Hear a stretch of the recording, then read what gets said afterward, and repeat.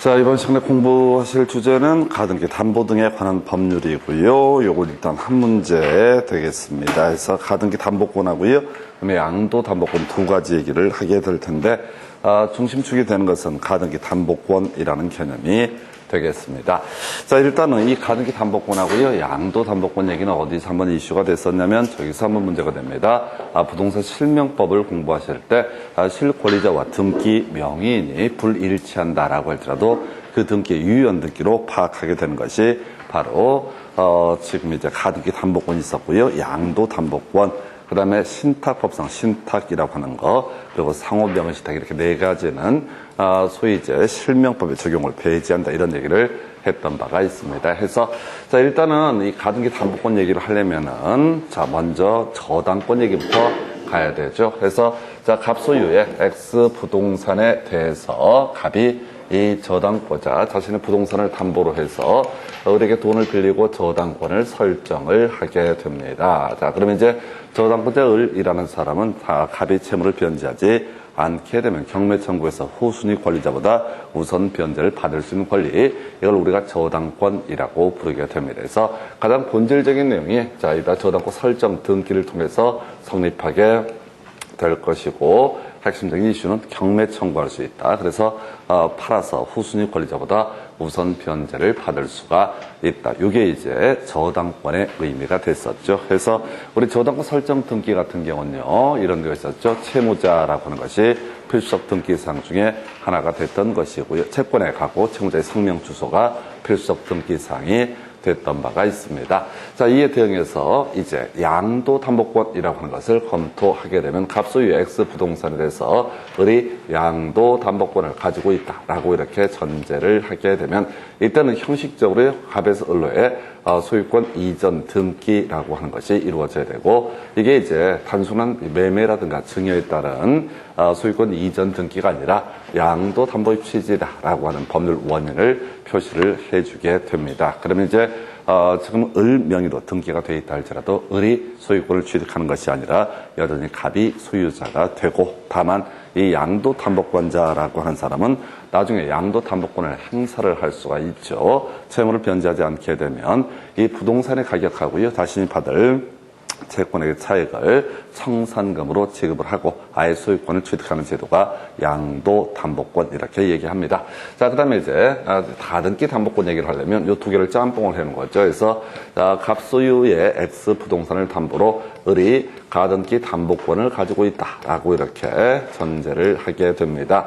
자, 이때 형식적으로요, 담보 가등기라고 하는 것을 만들 자 설정을 하게 되죠. 이 담보 가등기의 의미라고 하는 것은 두 가지 의미를 가지고 있죠. 저당권이랑 똑같이 취급해서 지금 나중에 경매 청구할 수 있는 그런 권한이 하나가 있고요. 또 하나가 지금 양도 가등기 담보권자라고 하는 사람이 부동산의 가액자하고요, 자신이 받을 채권에게 차익을 청산금으로 지급하고 아예 부동산의 소유권을 취득할 수 있는 제도, 요걸 우리가 가등기 담보권이라고 부르게 됩니다. 그래서 저당권하고요, 양도 담보권을 짬뽕을 해놓은 상태를 가리켜서 가등기 담보권이라고 전제를 하게 됩니다. 그래서 사실은 이제 우리가 전반적으로 말소 기준 권리 얘기할 때 저당권, 근저당권, 담보가 등기, 압류 등기, 가압류 등기, 경매 개시 결정 등기, 이렇게 6개의 등기가 가장 선순위에 있으면 소위 이제 말소 기준 권리라고 이렇게 봤었고요. 그래서 담보 가등기 또 양도 담보권 같이 양도 담보권도 사실은 말소 기준 권리의 일종으로 해석을 해야 됩니다. 그래서 경매가 진행되면요, 이런 권리는 모두 매각으로 소멸하게 된다. 이런 게 이제 기본적인 골격이 되겠습니다. 자, 이 소위 이제 가등기 담보 등에 관한 법률을 만든 목적 취지라고 하는 것은 소위 이제 가등기 또는 이제 양도 담보권 설정한 상태에서 지금 채권자가 채무를 제대로 변제하지 않고 아예 부동산의 소유권을 먹는 것을 막기 위해서 바로 우리 법에서는 가등기 담보 등에 관한 법률이라는 것을 만들어 두게 됩니다. 그래서 옛날에 그런 경우가 있었나 봐요. 깡패나 이런 사람들이 돈을 빌려줍니다. 돈을 빌려주고 거기다 부동산에다가 가등기 담보권 또는 양도 담보권을 설정하고 성상금도 제대로 지급하지 않고 아예 부동산을 갈취해가는 사례가 있다 보니까 그런 거 무효로 만들어 버리겠다. 그래서 소위 이제 양도 담보권 또는 가등기 담보권을 통해서 부동산을 취득하기 위해서는 일정한 과정을 다 거쳐야 되고 일정한 금액을 지불해야지 소유권을 취득할 수 있게 이렇게 일정한 채권자의 권리에 대해서 어떤 규제 등을 하기 위해서 가등기 담보법이라는 것이 만들어지게 됩니다. 그래서 요거 요즘엔 거의 구성되지 않는데 적용 범주 간략하게 보시고 요거는 이제 뭐 큰 의미는 없어요. 그래서 적용 범주를 보게 되면은 일단은 차용금 채권이라고 하는 것이 전제가 돼야 됩니다. 그래서 이 부동산을 담보물로 내놓고요. 돈을 빌렸다라고 했을 때 차용금 채권이라고 하는 것 이게 이제 전제가 돼야 되겠고 채무자가 얘기를 하기를 이 차용금 채권에 대응해서 이 차용금 채무를 변제하지 않게 되면 부동산의 소유권을 취득할 수 있게 하겠다. 즉 소유권을 넘겨주겠다라고 하는 것을 대물 변제 예약이라고 부르게 됩니다. 그리고 세 번째가요. 자, 지금 이제 이 부동산의 가액하고 차용금 채권을 비교해 봤을 때 부동산 가액이 차용금 채권보다 더 커야 된다라고 하는 것. 그리고 마지막에 담보 가등기라든가 소유권 이전 등기 같은 등기까지 이루어졌을 때 이 법을 적용합니다. 요즘은 거의 구성되지 않는데 지금 이제 차용금 채권이 아닌 채권에 대해서는 소위 이렇게 부동산을 먹거나 이런 식으로 해서 소유권을 취득할 수는 취득을 하는 것에 대해서 이 법을 적용하지 않는다. 그래서 이런 경우 있겠죠. 공사대금 채권을 가지고 있는 사람이 자 지금 담보물로 당신의 부동산을 내놓으시오라고 해서 이렇게 가등기 등을 했다라고 했을 때 이때는 가등기 담보 등에 관한 법률을 적용하지 않고 자기들끼리 의사의 합치에 따라서 채무를 변제를 못하게 되면 그 부동산을 아예 먹을 수도 있는 것. 그건 이제 이 법을 적용하지 않는다. 해서 차용금 채권이 아니면 이 법을 적용하지 않고요. 기타 대물 변제 예약이 없으면 이 법을 적용하지 않고 또 부동산의 가액이 이 채권액보다 작은 경우도 이 법을 적용하지 않을 것이고요. 그다음 마지막 지금 가등기 또는 이제 소유권 이전 등기 이런 형식을 취하지 않게 되면 이 법을 적용하지 않는다. 그러니까 만약에 고려 청자를 맡겨놓고 지금 이제 1,000만 원을 빌리게 된다. 그래서 지금 이런 일정한 요건을 갖추게 되면 또 동사는 등기를 할 수 없기 때문에 이 법 등을 적용하지 않고 당사자의 약정에 따라서 고려 청자를 담보로 해서 돈을 빌려준 사람이 그냥 고려 청자를 가질 수도 있다. 이런 식의 논리 구조가 되겠습니다. 하여튼 뭐 거의 출제가 안 되는 영역이고요. 최근 문제에서는 차용금 채권에 한정해서 이 법을 적용한다. 딱 하나만 출제 이슈가 된 바가 있습니다. 자, 이렇게 가등기 담보권이 성립했다라고 해서 지금 이제 이런 일정한 법적 요건 충족하고요. 담보 가등기 설정을 해서 가등기 담보권이 성립하게 되면은 자, 일단은 가등기 담보권이 성립한다라고 할지라도 여전히 소유권은 채무자, 돈을 빌린 사람 소유자가 되게 된다. 그런데 담보 가등기가 되어 있다는 것은 경우에 따라서 채권자가 바로 소유권을 취득할 수 있는 것처럼 보이기 때문에 실체 관계하고 등기부의 내용이 불일치하는 것으로 본다. 그런데 그때는 부동산 실명법을 적용하지 않는다. 이렇게 봐야 되겠고요. 그 다음에 이제 채권의 회수라고 해서 자 가등기 담보라고 하는 거 두 가지 선택할 수 있죠. 자 경매 청구할 수 있고요. 귀속 청산이라고 해서 청산금을 지급하고 아예 소유권을 취득할 수도 있다. 이런 게 하나가 있겠고요. 그럼 양도 담보권은요 한 가지예요. 청산기간 지나고 나가서 청산금 지급하고 나서 그래서 아예 소유권을 취득하는 방식 이렇게 가는데 일단은 뭐 출제되는 비중을 보게 되면 거의 대부분이 가등기 담보권 파트에서 출제가 이루어지고요. 양도 담보권은 30회인가 29회 한번 구성이 되고 그런 문제는 출제 비중이 대단히 낮습니다. 그래서 일단 가등기 담보권에 관련해서요. 자, 이 권리에 지금 이제 취득하는 과정 등에 대해서 볼 텐데 경매 청구하는 문제는 좀 단순한 문제고요. 귀속 청산 또는 담보권 실행 통제에 따른 그 소유권 취득이라고 하는 거 이게 이슈가 되게 됩니다. 자, 해서 지금 이제 내용 과정을 보시게 되면 이런 식이죠. 자, 지금 이제 가등기 담보법에 따라서 자, 채무자가 채무를 변제하지 않으니까 채권자가 청산금을 지급하고 가등기 기한 본등기를 해서 소유권을 취득하는 과정 이걸 우리가 담보권 실행 통지, 담보권을 실행하겠다라는 통지를 해서 이 소유권을 취득하는 방식이 하나가 있다. 이걸 이제 귀속 청산이라고 부르기도 합니다. 해서 그러다 치고요. 간단해요. 그래서 자, 청산금이라고 하는 거, 지금 여기 편집에 하나 빠져있나? 청산금의 결정 얘기가 지금 여기부터 가야 되는구나. 순서가 잘못되어 있네. 자, 청산금의 결정이라고 하는 주제가 먼저 나와 있고요. 자, 이제 채무를 변제하지 않습니다. 그럼 채권자는요, 청산금 평가액 통지 당시를 기준으로 해서 이 부동산의 가액에서 채권액을 뺀 금액을 청산금으로 결정한다. 그래서 빌려준 돈을 어떻게 한다고요? 자, 그 금액을 부동산 가액에서 빼게 되면 그게 청산금이 되게 되는데 출제 포인트예요. 자, 혹시 이 문제의 부동산에 선순위 담보권자가 있으면 이 선순위 담보권자의 채권액도 함께 빼도록 한다. 그래서 사안을 보면 이런 식이죠. 갑소유의 X 부동산에 대해서 을이라는 사람이 지금 가등기 담보권자입니다. 가등기 담보권을 가지고 있는 상태인데 그 전에 병이라는 사람이 저당권을 설정을 해놓은 상태이다. 자, 이 사안을 보니까 이 사람이 자 1,000만 원 받을 게 있어서 그렇고요. 가등기 담보권 3,000만 원 받을 권리가 있다. 그 다음에 자 정이라는 사람이 또 저당권을 설정을 해서 또 1,000만 원을 받을 권리가 있다. 이런 식으로 한번 권리가 되어 있다고 전제해 보겠습니다.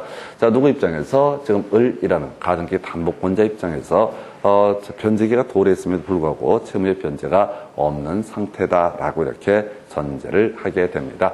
채무의 변제가 없으면 을이라는 사람은 갑에게 이 X 부동산의 가액이라고 하는 거, 예를 들어서 1억이라고 한번 설정을 해볼게요. 이 1억이라고 하는 이 금액에서 자신의 채권액 3,000만 원, 그리고 선순위 담보물권자의 채권액 1,000만 원, 합의 4,000을 뺀 금액을 얻어다 청산금으로 결정을 하게 된다. 그래서 이제 논의 포인트는 청산금을 결정할 때는요, 호순위 담보권자의 채권액을 빼는 것은 아니다라고 해서 선순위 담보권자의 채권액을 뺀다. 요걸 가지고 한 문제를 구성을 했고요. 자, 그래서 이렇게 청산금이 결정되게 되면 그 내용을 이제 채무자 등에게 통지를 하게 된다. 이렇게 되어 있습니다. 그래서 채권자는 청산금의 평가액을 채무자 등에게 통지를 해야 되는데, 이런 사안처럼 갑이 채무자이고 X 부동산의 소유자가 갑이 되는 경우, 이런 경우에는 그냥 채무자에게 통지를 하면 될 겁니다. 근데 원래 채무자가 딴 사람인데, 뭐 K라는 사람이 채무자인데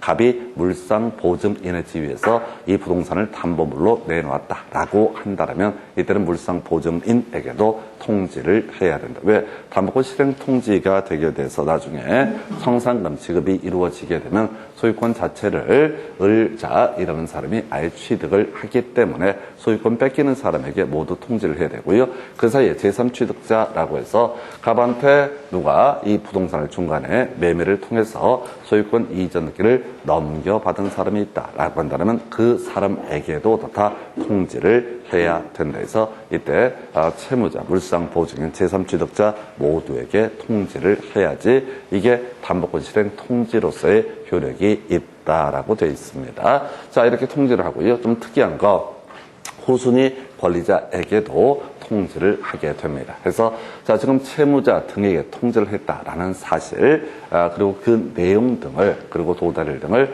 바로 호순위 권리자에게 통지를 하게 됩니다. 이게 이제 왜 이렇게 규정을 하고 있냐면 이런 구조예요.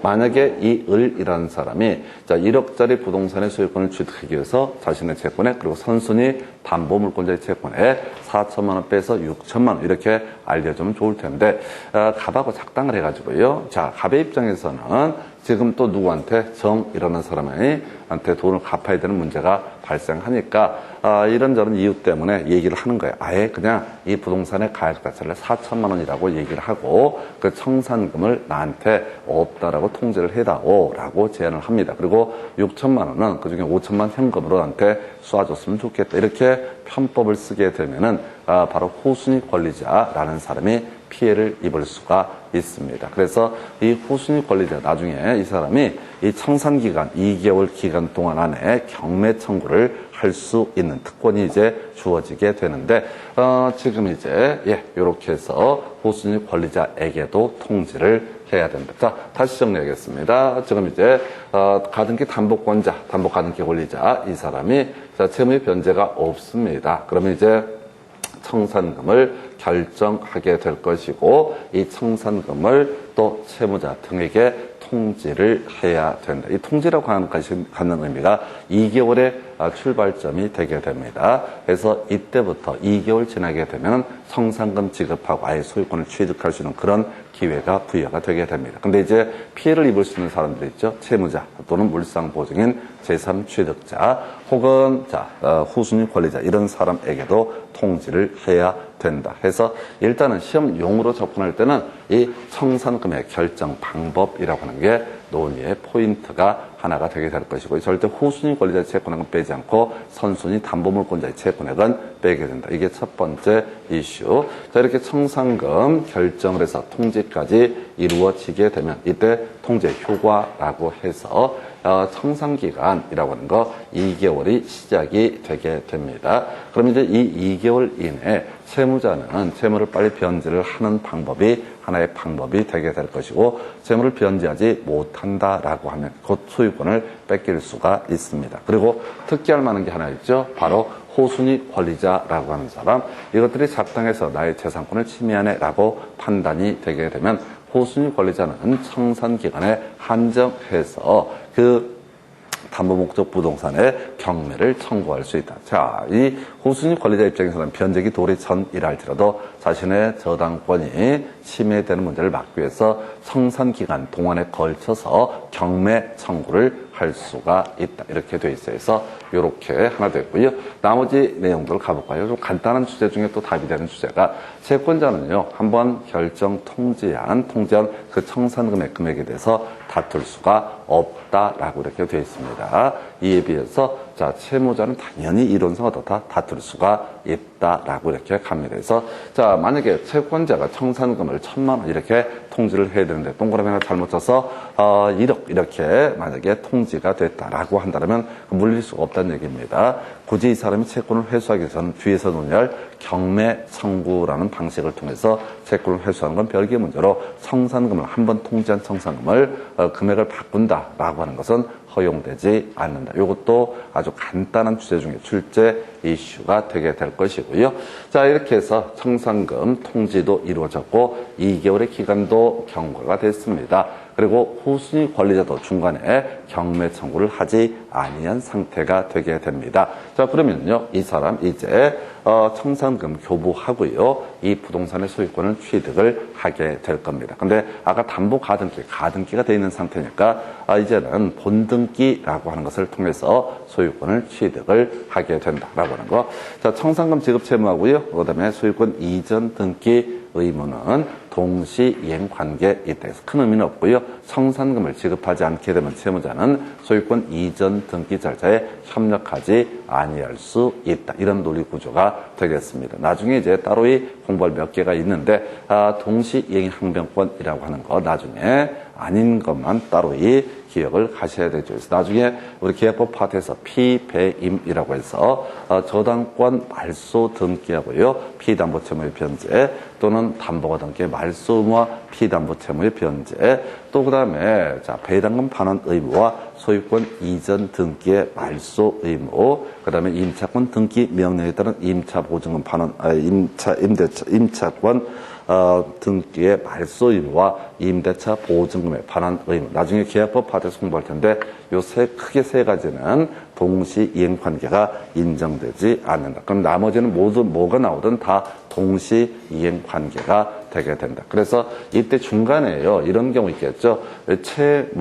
채무자가 중간에 돈을 갚을 때니까 담보가등기를 말소해달라라고 이렇게 얘기했을 때 먼저 채무의 변제가 있어야만이 담보가등기의 말소라는 것도 가능하다. 이렇게 해석을 합니다. 그래서 그건 나중에 계약법 파트에서 논의할 주제고요.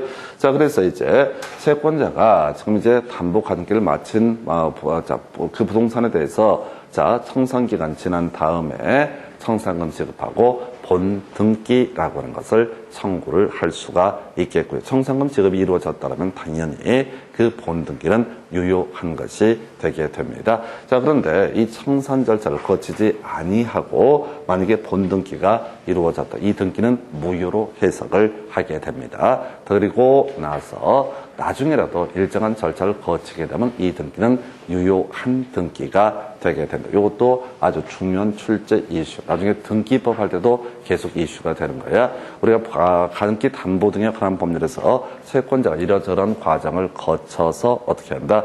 바로 청산금 지급하고 소유권 이전 등기를 통해서 소유권을 취득해야 되는데 이 조폭이 청산금도 지급 제대로 안 하고 만약에 본등기를 해갔다. 그러면 그 본등기는 원칙은 무효. 그러나 나중에라도 청산금 지급이나 이런 일정한 절차를 거치게 되면은 그때 그 등기는 유효한 등기가 되게 된다. 그래서 이 정도가 바로 지금 담보권 실행 통제에 따른 소유권 취득 과정. 다시 보겠습니다. 여기는 이제 사실은 문제 중에서 조금 이제 난이도 있는 것도 있긴 하지만은 전반적으로 법조문 그대로 얼마나 외웠나 이걸 물어보는 게 기본적인 출제 기술. 해서 가볼까요? 다시 청산금의 결정이라고 하는 거. 부동산의 가액에서 지금 자신이 받을 채권액 하고요. 그 다음에 선순위 담보물권자의 채권액을 뺀 금액을 청산금으로 결정한다. 해서 요거 말고도 몇 개가 더 있는데 다른 건 부차적인 얘기고 후순위 담보권자의 채권액은 빼지 않는다. 이게 첫 번째 출제 포인트. 그리고 이제 채무자 등에게 통지하고 그 다음에 지금도 또 후순위 권리자에게도 모두 통지가 이루어져야 된다. 중간에 이제 별 의미 없는 얘기인데 채권자 청산금이 없다라고 할지라도 그 사실을 채무자 등에게 통지를 할 의무가 있다. 해서 이 부동산의 가격이라고 하는 게 상대적으로 떨어지거나 또는 채권의 이자하고 등등등 합쳐보니까 부동산의 가격보다 크다라고 판단되게 되면 그 사실, 청산금이 없으면 없다는 사실도 어떻다 통지를 해야 된다. 이렇게 얘기를 합니다. 그래서 하여튼 여기 중간 통지는 그 자체는 큰 이슈는 안 되고요. 청산금 통지가 이루어지게 되면은 이때 이슈가 되게 될 것이 지금 이제 결정해서 통지했고요. 그리고 나서 청산기간 2개월 지나고요. 두 번째 포인트인가요? 채권자는 다툴 수가 없다라고 채권자는 어떻다? 다툴 수가 없다라고 되어 있고요. 그 다음에 채무자는 당연히 어떻다? 다툴 수 있다. 이건 쟁점이 안 될 테고요. 그 다음에 이제 또 중요한 이슈 후순위 권리자. 아까 지금 이제 청산금의 통지 등에 따라서 청산금의 통지 등에 따라서 지금 자신이 후순위 권리자인데 자신에 남는 게 없다라고 판단한 후순위 권리자는 포인트 청산기간에 한정해서 변제기 도리 선이라 할지라도 원래 이제 돈 받을 때가 돼야지 경매 청구 등을 할 수가 있는데 이때는 만약에 저당권 가만히 있으면 이제 저당권도 날아가기 때문에 이때는 바로 지금 이제 청산기간에 한정해서 경매 청구할 수 있다. 이렇게 가야겠고요.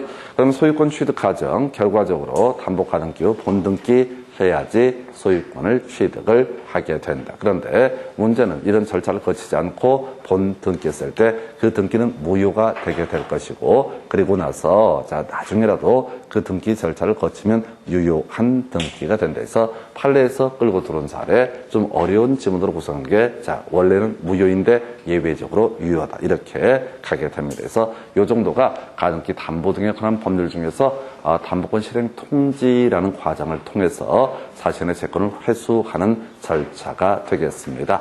근데 이런 방법 말고도요, 가등기 담보권자는 뭘 할 수도 있다? 경매 청구라고 하는 것을 할 수도 있습니다. 이건 깊이 갈 거 없는 거야. 경매 청구를 할 수 있다는 얘기는 저당권하고 똑같이 취급을 한다. 그래서 아까 사안 중에 이런 거 있었죠. 갑소유 X 부동산을 해서 을이 담보 가등기 권리자가 된다. 담보 가등기권을 가지고 있다. 그 다음에 지금 병이라는 사람이 선순위 저당권 가지고 있다. 그 다음에 이제 갑을병청이라는 사람이 후순위 저당권을 가지고 있다. 그래서 이 을이라는 담보 가등기권자가 갑에게 청산금을 결정 통지하고 청산금 지급하고 이 소유권을 취득하는 것도 하나의 방법이 될 수도 있는데 그렇게 안 하고요. 아예 경매 청구를 하는 것도 하나의 방법. 자, 그럼 이 경매 청구를 하게 되면요.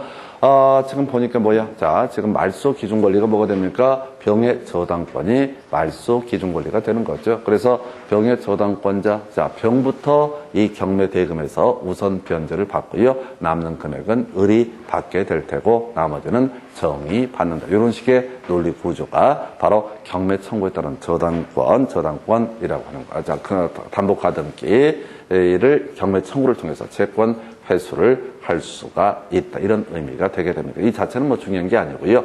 자, 대신 하나 기억할게요. 스스로 경매 청구를 했으면 당연히 담보가등기 권리, 말소 기준 권리가 뭐가 됩니까? 이때는 병의 저당권이 되기 때문에 경매 청구를 하게 되면 바로 병의 저당권부터 시작해서 담보가등기 권리도 매각으로 소멸하게 될 것이다. 한편 이거는 별개의 문제로 예를 들어서 정이라는 사람이 중간에 경매 청구를 했다. 자, 그래서 경매가 진행되게 되면 당연히 지금 병의 저당권부터 말소 기준 권리니까 나머지 권리도 다 매각으로 소멸하게 된다. 즉 담보가등기 권리도 아무것도 안 했다라고 할지라도 당연히 다 매각으로 소멸하게 된다. 또 이런 경우도 있다 싶시다. 지금 병의 저당권이 없고 을의 담보가등기가 선순위 권리, 최선순 1순위로 있고 뒤에 정이라는 사람이 저당권을 가지고 있다라고 했을 때 후순위 권리자가 경매 청구를 하게 되면 어떻게 된다고요? 역시 말소 기준 권리는 담보가등기 권리가 되기 때문에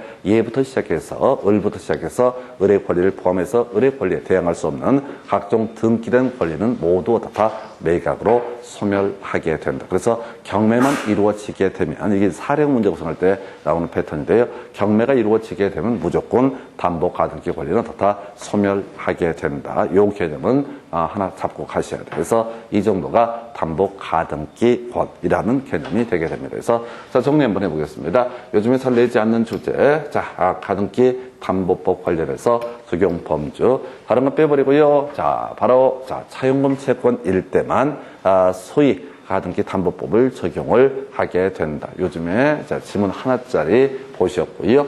그 다음에 이미 전체적인 그림과 관련해서 이 가등기 담보권자가 채권을 회수하는 방법, 경매 청구할 수도 있고 길게 설명드렸던 담보권 실행 통지, 소위 귀속 청산이라는 방법을 통해서도 그 소유권을 취득할 수 있다. 이렇게 논의가 되게 될 것이고요. 그래서 다시 귀속 청산의 과정을 보게 되면은 먼저 청산금의 결정, 자, 부동산의 가액에서 지금 이제 다시는 채권액 그리고 선순위 담보물권자의 채권액을 뺀 금액을 청산금으로 결정해서 채무자 등에게 통지해야 되고 이때 채무자 등 모두에게 통지해야지 바로 통지로서 효력이 발생하게 된다. 이렇게 봤었고요. 청산금이 없으면 없다는 사실도 통지해 줄 것. 다만 뭐 여기는 큰 이슈는 되지 않아요. 후순위 권리자의 통지도 큰 이슈는 되지 않습니다. 자, 그리고 나서 이제 청산 기간 2개월이고요. 출제 포인트, 채권자 다툴 수 없다라고 하는 거. 채무자 다툴 수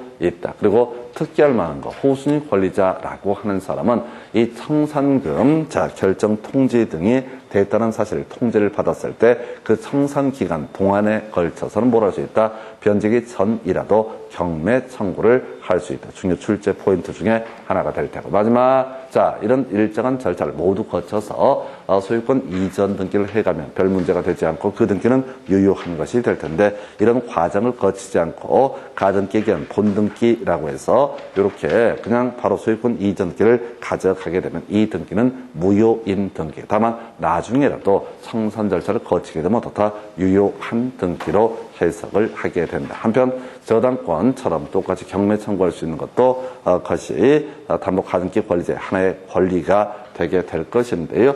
이런 경우 등에 있어서는 그냥 저당권하고 똑같이 취급을 하게 된다. 이렇게 정리를 하게 됩니다. 그래서 이렇게 개념을 확인해 봤었고요. 그래서 경매 청구라는 개념까지 확인해 보셨고 이제 문제 가지고 한번 보도록 하겠습니다. 생각보다 그렇게 어렵진 않아요. 이게 단순한 법조문을 가지고 출제를 하는 영역이기 때문에 나중에 계약법 관련 내용 조금 이제 어려워지는 부분도 있는데 기본적으로 법조문대로 나온다고 보셔야 됩니다. 그래서 자, 첫 번째 가등기 담보 등에 관한 법률상 채권자가 담보 목적 부동산의 소유권을 취득할 때 채무자에게 실행 통지할 때 밝히지 않아도 되는 것에 대해서 여기서는 답은 아주 간단하게 구성이 되어 있죠. 그래서 후순위 담보권자의 피담보 채권액이라고 하는 거, 나머지 다 부차적인 얘기입니다. 청산금의 결정이라고 하는 것은 부동산의 가격, 부동산의 가액 중에서 뭘 빼야 돼요? 부동산의 가액에서 바로 자신의 채권액, 그리고 선순위 담보권자의 채권액을 뺀 금액을 뭐로 결정한다? 청산금으로 결정한다. 그럼 이때 문제 구성할 때 항상 똑같은 거야. 후순위 담보권자의 채권액은 굳이 알려줄 필요도 없고, 이 내용을 청산금을 결정할 때 고려할 사유도 아니다. 이렇게 가게 되는 거죠. 나머지를 읽어보시면 안 돼. 요행수를 바라면 안 돼. 그냥 선순위 담보권자의 채권액은 빼지만 후순위 담보권자의 채권액은 빼지 않는다라고 하는 거, 이게 논의의 포인트가 되게 됩니다. 그 외에 평가액 나올 테고요. 청산금이 없다면 없다는 그 뜻도 알려줘야 될 테고, 그 다음에 그죠? 요 정도까지 해서 다섯 번째가 좀 특이한 질문인데 신경 끄시고요. 그냥 선순위 담보권자의 채권액은 빼지만 후순위 담보권자의 채권액은 빼지 않는다라고 하는 거, 아주 쉽게 구성하는 패턴이 되겠습니다. 이런 문제가 있었고요. 그 다음 문제 가서 살펴보도록 하겠습니다. 가등기 담보 등에 관한 법률의 내용으로 옳은 것을 고르시오서 좀 이제 30회 때 어렵게 구성이 됐죠. 그래서 어떤 등기라고 하는 것이 담보 가등기인지 또는 청구권 보존을 위한 가등기인지 여부는 등기상 부상 표시를 보고 결정하도 전혀 모를 얘기가 되겠습니다. 자, 우리가 가등기라는 게 두 가지가 있어요. 등기법에서 한참 공부를 하게 되는 게 바로 청구권 보존을 위한 가등기라는 개념이 있게 되죠. 그래서 가볼까요? 이런 논리 구조입니다. 갑소유의 X 부동산에 대해서 을과 매매 계약이 이루어지게 됩니다. 을이 이 부동산의 소유권을 취득하기 위해서는 소유권 이전 등기가 이루어져야 되는데 어떤 이유로 인해서 갑이 지금 당장은 등기를 못 넘겨주고 한 3달 후에 등기를 넘겨주겠다라고 이렇게 하는 경우가 있게 됩니다. 자, 그래서 이때 하는 것이 뭐라고요? 가만히 기다리고 있으면 만약에 나중에 갑이 다른 사람에게 팔아버리고 등기를 넘기면 소위 이중매매에 걸려서 적극가담이 아닌 바에야 을은 소유권을 취득할 수 없는 문제가 발생한다. 그때 미리 소유권 이전 청구권, 소유권 이전 청구권 보존을 위한 보존 목적의 가등기라고 하는 것을 해두게 되면 갑이 병한테 팔아먹을 수 있다 없다? 팔아먹을 수 있다. 그러나 팔아먹더라도 이 가등기에 근거해서 본등기를 하게 되면 순위가 보존돼서 결과적으로 을이 소유권을 취득할 수 있는 것을 가리켜서 청구권 보존을 위한 가등기라고 얘기를 합니다. 그래서 등기부에 가등기라는 형식으로 표시가 되어 있는데 담보 가등기로 쓰여 있다 또는 청구권 보존을 위한 가등기라고 쓰여 있다. 그거 자체가 중요치 않다. 실체적인 어떤 내용이 중심이 되는 것이고 그 표시를 보고는 결정하는 것이 아니라 이게 이제 판례의 태도가 되는데, 일단 지금 방금 공부하신 내용하고 아무 관계없는 얘기가 1번 지문에 멘붕처럼 나오게 됩니다. 2번 지문이요. 채권자가 담보권 실행을 통지함에 있어서 청산금이 없다고 인정되면은 그 뜻을 통지하지 않아도 된다라고 해서 이건 틀린 거죠.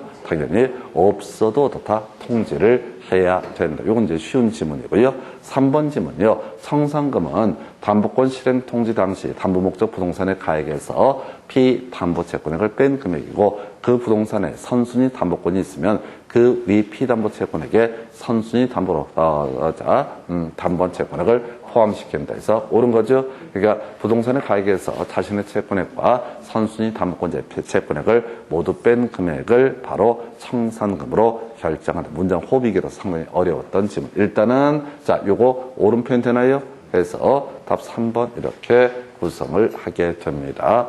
되게 쉬워요. 그래서 되게 쉽다는 게 뭐냐면 답이 항상 다 똑같아요. 다시 지금 앞에서 그런 얘기 했잖아요. 청산금을 결정할 때 부동산의 가격이라고 하는 부분에서 뭘 빼라? 자신의 채권액을 뺀 금액을 청산금으로 결정한다. 그런데 이때 자신보다 선순위 담보물권자가 있게 되면 그 사람의 채권액도 함께 빼야 된다. 이 얘기를 가지고 아까 바로 앞에 문제에서는요. 뭐라고? 27회 때 나왔던 문제에서는 후순위 담보권자의 피담보 채권액에서 틀리게 뽑았던 것이고 아무 상관이 없는 거죠. 그래서 결국 이 파트에서는 뭐라고요? 선순위 담보권자의 채권액이라는 것이 들어가야 되죠. 그래서 이 문제가 27회 때 구성이 됐었고요. 30회 때는 옳은 것을 고르시오 라고 해서 선순위 담보권자의 채권액도 같이 빼야 된다. 이런 취지로 해서 답을 뽑아요. 그러니까 27회 때는 틀린 것을 고르시오. 선순위 담보권자의 채권액 그 자리에다가 뭐를 호순위 담보권자의 채권액이라서 틀리게 뽑아주고 30회 때는 옳은 것을 고르시오 라고 해서 나머지 지문은 뭐 다 개소리고 결국은 바로 딱 치고 들어가는 게, 자, 선순위 담보권자의 채권액도 함께 빼야 된다. 이런 취지로 지문을 구성해서 답을 3번으로 구성을 하게 됩니다. 그래서 이렇게 보셨고요. 자, 통장 청산금액이 객관적으로 정확하게 계산된 액수가 맞지 않으면, 자, 채권자 다시 안 되죠. 채권자는 어떻다? 다툴 수 없다라고 했었죠. 채권자는 어떻다? 한번 통지를 하면 다툴 수가 없다. 그래서 이 질문 틀렸고요. 그 다음에 5번 질문, 채권자가 채무자에게 담보권 실행을 통지하고 난 후부터는 과실수취권 채권자에게 귀속되게 된다. 자, 아주 어려운 질문. 그래서 이 질문에서는 1번 하고요. 그 다음에 5번 같은 게 상전 듣도도 못한 얘기, 대단히 까다로운 문제 패턴으로 구성이 되어 있어요. 근데 이거는 인간적으로 틀리면 안 되죠. 제가 가등기 담보법에서 뭐 많은 내용을 얘기하는 것도 아니고 한 4-5개 요거 달달달 외워가지고 그거 어디 있나 찾아보는 방식으로 문제를 풀어 가셔야 된다라고 말씀을 드렸습니다. 그래서 이 문제는 1번 같은 것도 판례 지문이니까 상당히 까다롭고 잘 모르겠고, 5번 지문 같은 경우도 과실수취권이라는 게 뭐냐면 매수인이 매매대금을 완납하고 등기를 하기 전에 그 중간에 과실수취권, 과실을 수취할 수 있는 권리 매수인에게 귀속되게 된다 해서 30회 때 역시 계약법 파트에서 하나 문제 구성이 되는데, 다시요, 매수인이 소유권 이전기를 넘겨받게 되면 소유권 자체를 취득하게 되는데, 이전기를 넘겨받기 전에 잔금을 모두 지급하게 되면 거기서 발생하는 과실수취권은 누구한테? 매수인에게 귀속이 되게 된다. 이 얘기가 30회 때 문제이기도 하고 계약법 뒤에서 하는 논의할 쟁점이 되게 됩니다. 자, 그래서 이런 경우도 마찬가지야. 이 과실수취권이라고 하는 것은 담보권 실행 통지를 해서 끝나는 게 아니라 청산금까지 지급이 된 상태다. 아직 본등기하기 전이다. 그러면 어떻다? 이때 채권자에게 과실수취권이 귀속이 되게 된다. 이런 논리 구조예요. 그런데 보시다시피 1번 제일 힘들었어요. 상전 듣도 못한 얘기 나왔었고요.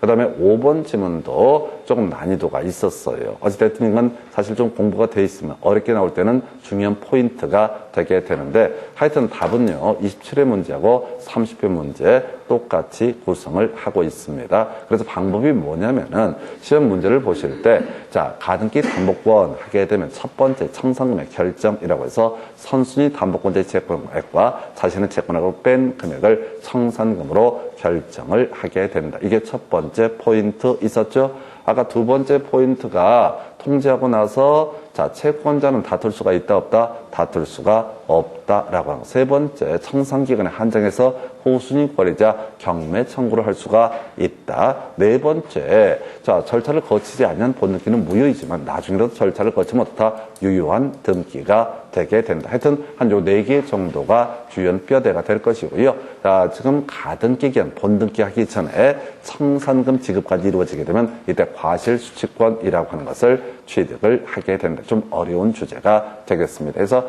지금 제가 쭉 설명드린 게 한 5개 되잖아요. 이걸 지금 같은 얘기를 계속 반복을 하고 있는데, 하여튼 나머지 문장을 읽지 마시고 공부를 제대로 된 사람 같으면요, 가등기 담보 등에 관한 법률 이런 거 나오게 되면 본능적으로 한 4-5개가 떠올라야 돼. 안 그래, 그게 훨씬 점수도 잘 나오고요. 그 다음에 사고가 날 가능성도 작습니다. 근데 보통 수험생들이 자꾸 이 과정을 꼼꼼히 새기는 거예요. 그래서 절대 안 돼요. 지금 이제 주요한 답되는 5개를 설명을 드렸는데 그거라도 똑바로 외우고 있어야 되고, 그 다음에 문제를 풀어갈 때 그 아이들을 찾아보는 방식으로 푸는 게 훨씬 합리적이지, 지문을 읽어보면서 혹시 이게 알 수 있을까 모를까 이런 식으로 해버리면요, 특히 이런 망할놈 문제처럼 1번 지문처럼 이상한 지문이 툭 던져져 버리잖아요. 그럼 완전히 멘붕 와버립니다. 아무것도 기억이 나지 않아요. 그래서 하여튼 이런 문제의 답은요 3번 이렇게 보셨고요. 그 다음 문제 가서 살펴드리겠습니다. 갑은 을에게 1억 원을 빌려주고 이를 담보하기 위해서 을 소유의 시가 3억 원짜리 부동산에 가등기를 했다라고 되어 있어요. 그래서 예를 들어 을 소유의 X 부동산에 대해서 갑이라는 사람이 뭘 갖고 있다? 담보 가등기 권리자가 되게 된다. 담보가등기권자가 되게 된다. 자, 그래서 지금 담보권 실행을 통지해서 소유권을 취득하고자 한다. 틀린 것은. 근데 이런 것도 그래. 볼 것도 없어. 자, 지금 갑은 통지해야 된다. 맞죠? 맞죠?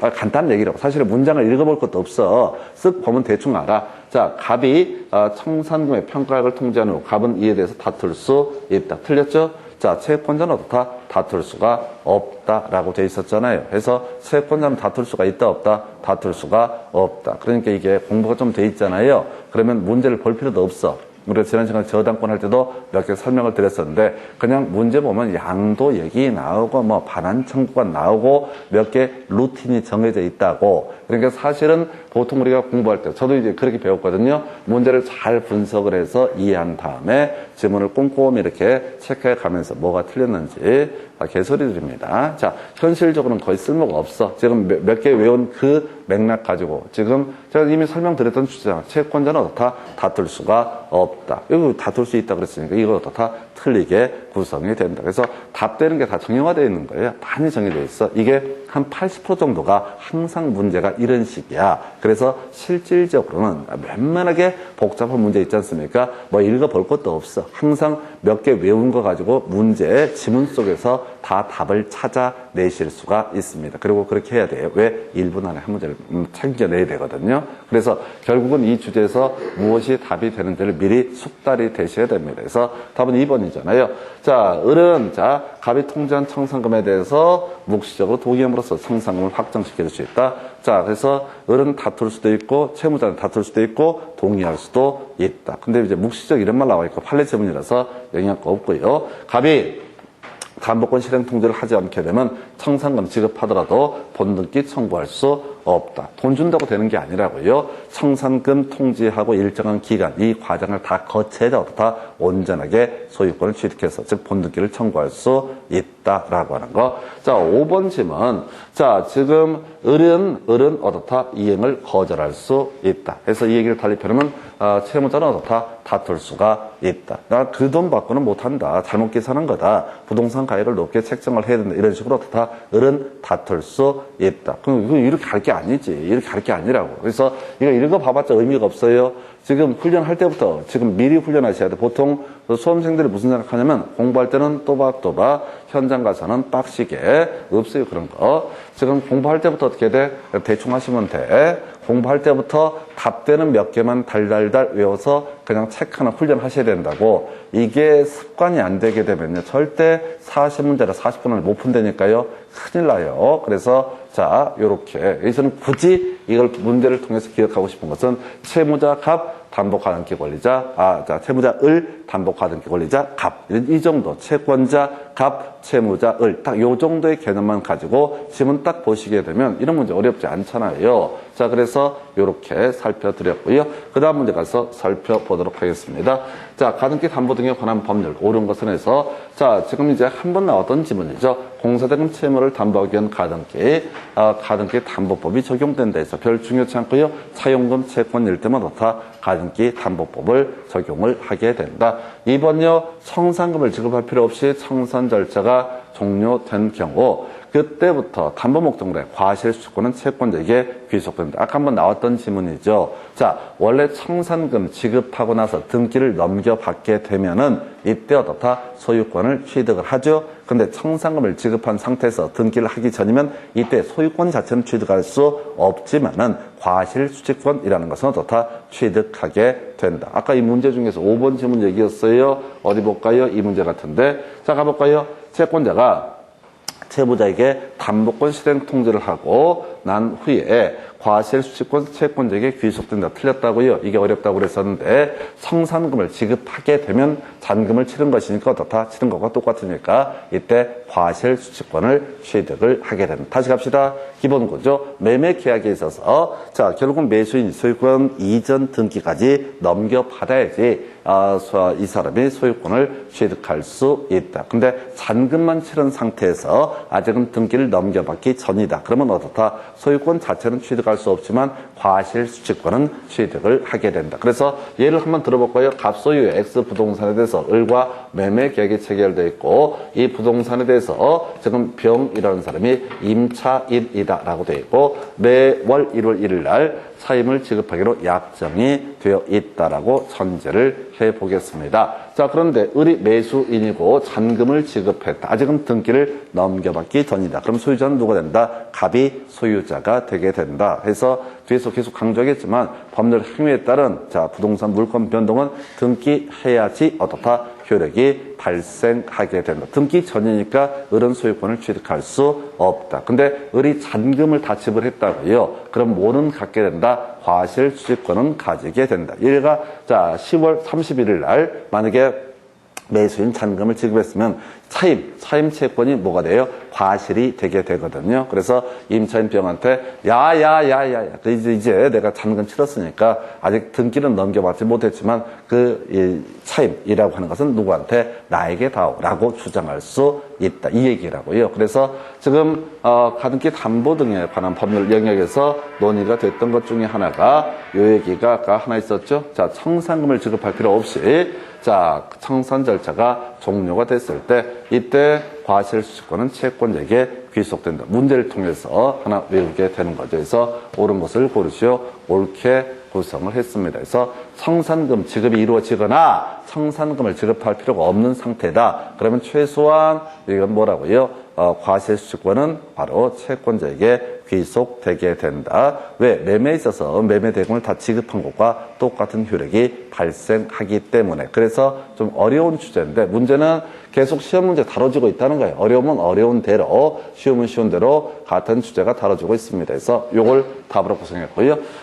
지금 가등기 담보에 이게 어려워서 채무자는 귀속정산과 처분정산 중 하나를 선택할 수 있다. 채권자가 선택하는 겁니다. 처분정산이라는 것은 경매 청구하는 것을 의미하고요. 귀속청산이라는 것은 앞에 설명드린 담보권 실행 통지에 따라서 통지하고 2개월 경과되고 청산금 지급하고 이런 과정을 가리켜서 귀속청산. 그래서 이게 제가 전에 처음에 볼 때 죽는 줄 알았어요. 이 지문 때문에. 맞는 것 같은데 왜 뭐가 틀렸을까? 채권자가 선택을 하는 것이지 채무자가 선택하는 것은 아니다라고 상당히 지저분했던 질문 한 번밖에 안 나왔어요. 그 다음에 이제 가등기 담보의 채무자의 채무 변제와 가등기 말소는 동시행 관계에 있다. 이거 틀렸고요. 나중에 따로 공부해야 되죠. 지금 돈을 빌린 사람이 가등기 담보권을 설정해주고 돈을 빌린 채무자가 돈을 먼저 변제해야지 뭘 할 수 있다고요? 바로 돈을 먼저 변제해야 되지 가등기 말소를 청구할 수 있다 해서 이건 나중에 따로 묶어서 볼 거야. 피배임이라고 하는 거 그 얘기예요. 그래서 동시행 항변권이 인정되지 않는 케이스. 가등기 담보가등기의 말소 의무와 피담보채무의 변제는 피담보채무의 변제가 선이행 의무가 되게 된다. 이렇게 해석을 하게 됩니다. 그래서 틀렸고요. 5번 담보가등기 후 저당권자 청산기간 내라도 지금 담보가등기 후에 저당권자는 후순위 권리자를 얘기하게 됩니다. 청산기간 내라도 피담보채권의 도래 전에는 경매 청구할 수 없다 해서 틀리게 뽑아냈죠. 그래서 청산기간 내에 한정해서 뭐 할 수 있다? 경매 청구를 할 수가 있다. 이건 좀 독특하게 좀 전반적으로 기존 패턴과 좀 다릅니다. 어찌됐든 간에 답이나 외웁시다. 지금 5개를 다 하려고 하지 말고 지금 청산금의 지급을 하거나 또는 청산금을 지급할 필요가 없다고 통지가 이루어진 상태에서 소유권 자체를 채권자를 취득하는 것은 아직 아니라 할지라도 최소한 과실수취권이라고 하는 것을 어떻다 취득하게 된다. 이렇게 가게 됩니다. 그래서 답은 2번 되겠고요. 그 다음 주제 살펴보겠습니다. 갑은 을에게 빌려준 1,000만 원을 담보하기 위해서 을 소유의 X토지 쉽게 1억 원의 가등기를 마친 다음 병이 X토지에서 저당권을 취득했다라고 해서 지금 을 소유의 X토지에 대해서 갑이 담보 가등기 권리자, 담보 가등기 권자가 될 테고 그 다음에 병이 뭘 하고 있다? 저당권을 설정을 했다. 저당권자는 이제 후순위 권리자를 의미하게 될 것이고요. 그래서 이제 가봐봐야 돼. 을의 채무 변제 의무와 갑의 가등기 말소 의무는 동시행 관계에 있다. 아까도 봤던 얘기 피배임이라고 하는 거. 먼저 돈을 갚아야 돼 뭘 주장할 수 있다. 담보 가등기의 말소를 청구할 수 있다 해서 동시행 관계가 아니다라고 하는 거. 자, 동시 이행 항변권. 상대방의 채무를 이행하기까지 자신의 채무의 이행을 거절할 수 있는 권능을 동시 이행의 항변권이라고 부르게 됩니다. 자, 근데 피배임 해서 피담보 채무의 변제와 가등기, 담보 가등기의 말소 의무 또는 피담보 채무의 변제와 저당권 등기의 말소 의무라고 하는 것은 동시 이행의 관계가 아니다. 이런 게 하나 있었고요. 배당금 반환 채권과 소유권 이전기의 말소 의무도 소위 동시 이행 관계가 아니다. 마지막 임차권 등기 명령에 따른 주택 임차권 등기의 말소 의무와 임차 보증금 반환 의무. 일단 피배임 요걸 좀 외우시면 좋겠습니다. 그래서 하여튼 요 지문도 자주 구성이 되고 있네요. 자, 그다음에 이제 갑이라는 사람 청산기간 지나기 전에 본등기를 마치면 그 본등기는 무효이다. 해서 아까 설명드렸던 강조했던 거죠. 자, 절차를 거치지 않는 본등기는 뭐가 된다? 무효가 되게 된다. 그러나 나중이라도 그 절차를 다시 거치게 되면 어떻다? 유효한 등기가 될 수 있다. 해서 다음 몇 번? 2번 이렇게 구성을 하고 있습니다. 3번. 자, 지금 을이 채무자가 청산기간 지나기 전에 청산금에 관한 권리의 양도는 이로써 병익에 대항할 수 있다. 이건 몰라도 돼요. 뭔 소리냐면 청산금 얼마 받기로 했는데 그 권리를 제3자에게 팔아버렸다. 그러면 이제 병이란 저당권자가 피해를 받기 때문에 허용되지 않는다. 3번은 사실은 눈길 줘서는 안 돼요. 제일 난이도가 있기 때문에 어려운 질문이 3번은 절대 읽어봐서는 안 돼. 하나쯤 모르는 게 있어야 돼요. 여기까지 가면 머리가 터집니다. 4번 질문. 자, 병, 후순위 권리자 병은 청산기간 지나서 어떻게 할 수 있다? 경매 청구할 수 있다. 틀렸죠? 청산기간 중에 어떻다? 경매를 청구할 수 있다. 그 다음에 5번, 갑의 다등기 담보권 실행을 위한 경매 절차에서 이 엑스토지 소유권을 정의 취득했을 때 갑의 가등기 담보권은 소멸하지 않는다 해서 소멸하죠? 그래서 경매가 진행되게 되면 무조건 어떻다? 저당권, 근저당권, 담보가등기, 압류등기, 가압류등기, 경매 개시 결정 등기라고 하는 것은 어떻다? 매각으로 소멸하게 된다. 그래서 자, 이 문제도 다시 가서 보시게 되면은 아까 강조드렸던 그 주제 2번 질문 절차를 거치지 않은 본등기는 무효가 되게 된다. 근데 나중에라도 절차를 거치게 되면 어떻다? 그 등기는 유효한 등기가 되게 된다. 이렇게 해석을 하죠. 그래서 답은 2번 이렇게 보셨고요.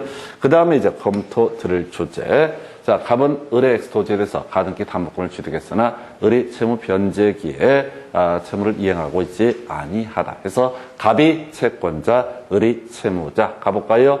자, 갑은 채권자, 갑은 경매 청구할 수 있다. 맞죠? 그래서 이 사람 선택할 수 있는 것 중에 하나였었죠. 제3자가 경매로 엑스토지 소유권을 취득했을 때 갑의 가등기 담보권은 소멸한다. 왜? 말소 기준 권리이기 때문에. 해서 경매만 진행되면 저당권, 근저당권, 담보가등기, 압류등기, 가압류등기, 경매 개시결정 등기 등은 모두 다 매각으로 소멸하게 된다. 3번 질문요. 갑이 담보계획 또는 담보권을 실행을 해서 엑스토지 소유권을 취득하기 위해서는 청산 절차를 거쳐야 된다. 옳은 표현. 이런 청산 절차를 거치지 않고 행한 본등기는 뭐가 된다? 무효. 이렇게 갔던 것이고요.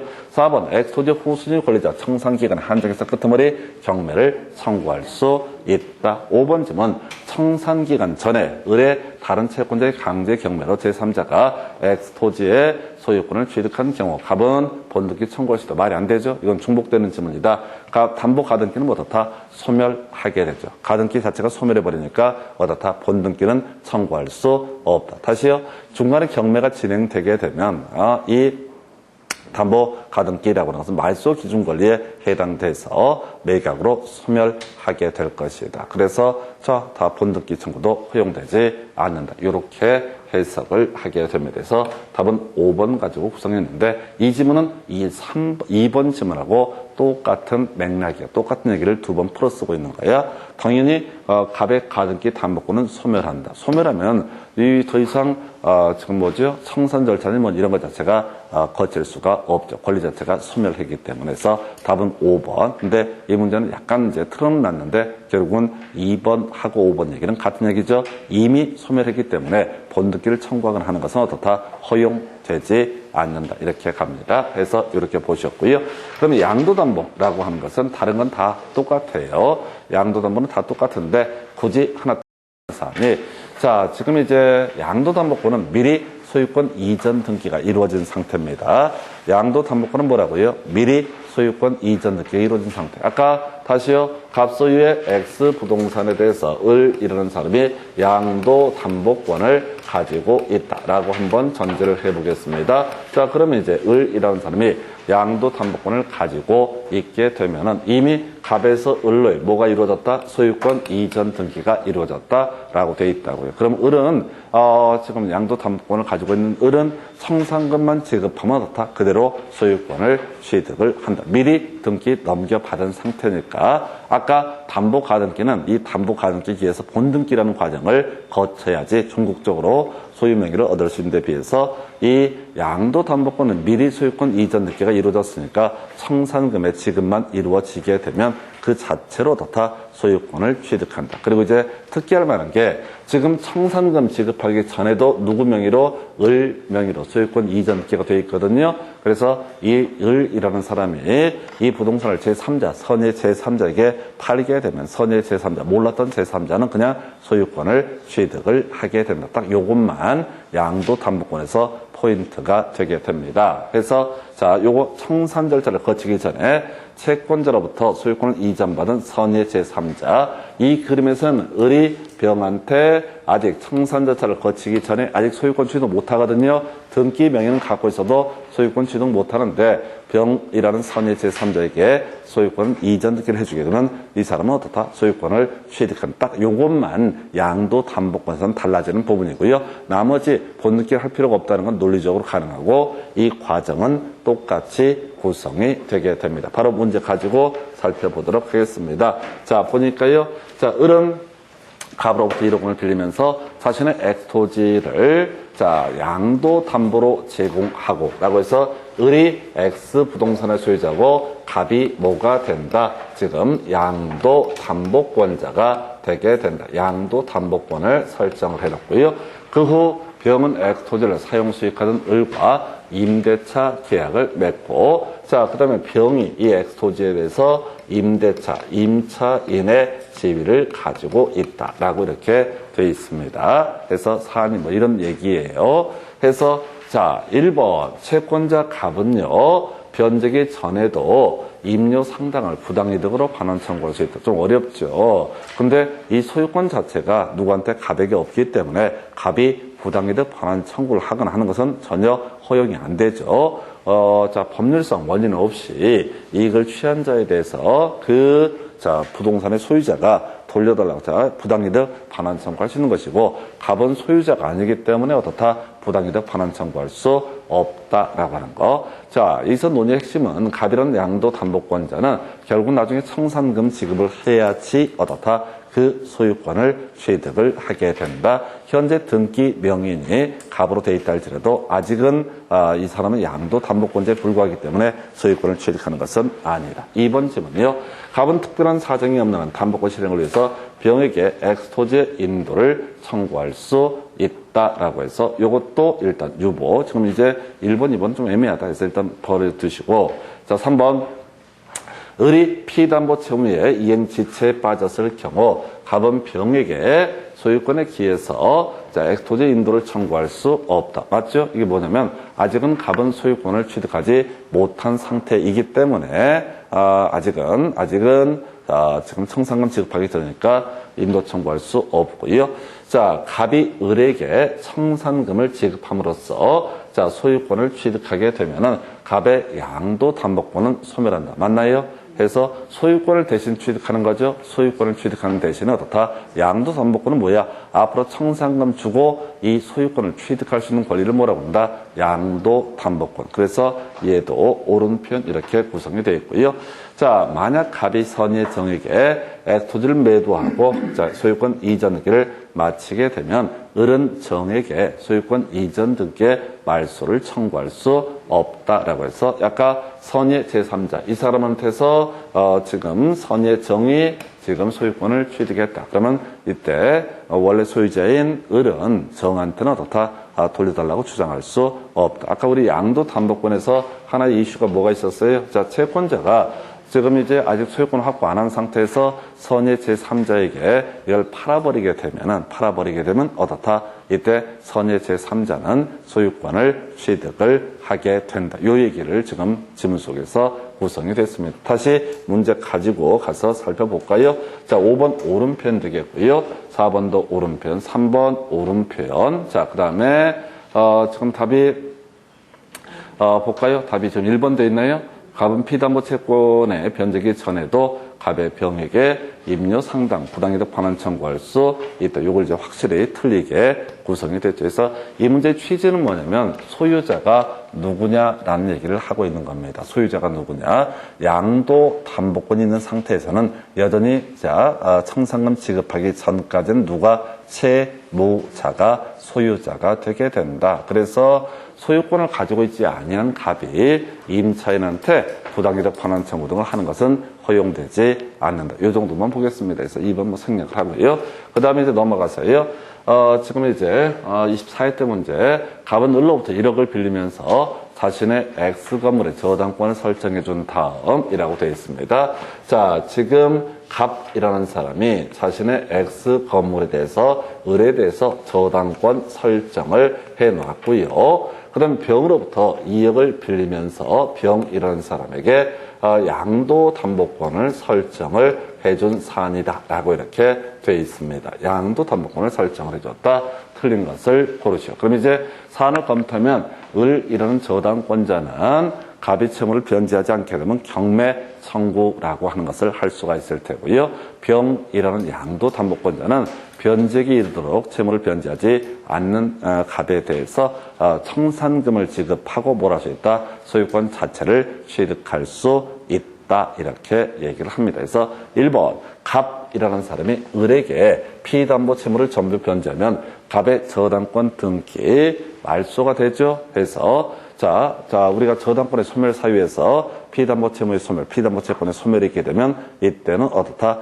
무효가 된다. 그래서 말소 등기를 청구할 수 있다. 2번 지문이요.